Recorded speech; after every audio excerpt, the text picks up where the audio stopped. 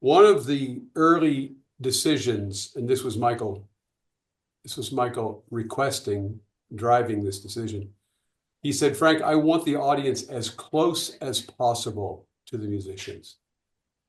So the steep rake is a direct answer to Michael's question or Michael's projection. Then, when we said we want the audience to see these musicians, that's when Yasu Toyota, our acoustician, chose the white cedar, the Alaskan cedar, that is the stage. And the lighting system was designed so that the downlights bounce off that Alaskan white cedar and come up into the faces of the players.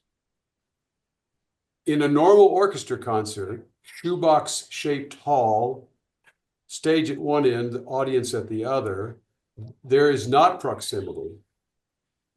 In our hall, not only does the audience member see each of the faces of the players, but the players see the audience.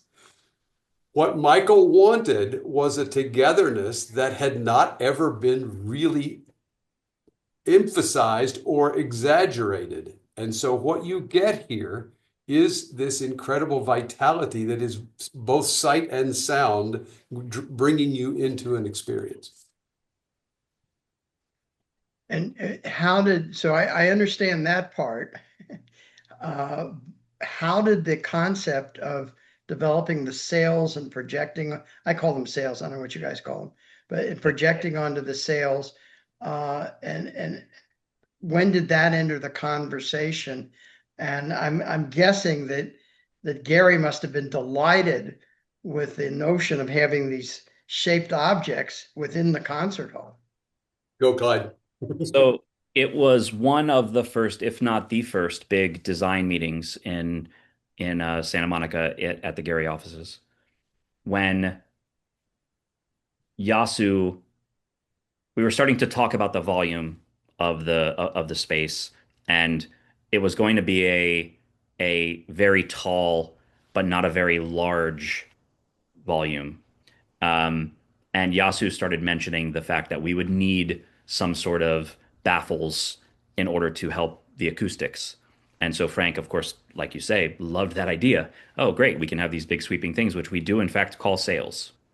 And as soon as that was mentioned, Michael said, "Oh, well, we can project onto those. That would be interesting." We had been at the Lincoln Theater since I began at New World in I think 2002.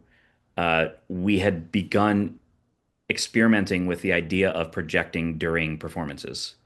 And at that time, we had a shoebox shaped concert hall, and we could only project onto the back wall behind the musicians. And so we started off by just renting a projector, a few times a season whenever we wanted to do that. And then we eventually bought that projector and just permanently installed it in what at that time was my office, in the in the old projection booth.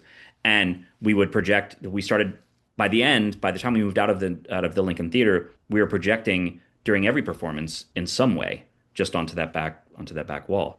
And that was the beginning. Those experiments were the beginning of, well, if we're going to have all of these shapes around the space, wouldn't it be amazing if we could project onto them? And it was super early on, again, in one of the first meetings, if not the first meeting, when that idea first was floated. And I remember Michael saying, Clyde, would that be possible? And at that time, I didn't have very much projection experience because I had only been working with that single projector. But I said, yeah, I imagine that it would be. We would have to figure out how to make it work. And that was the beginning of that long process by which we eventually ended up where we are now, which is, completely immersive projection.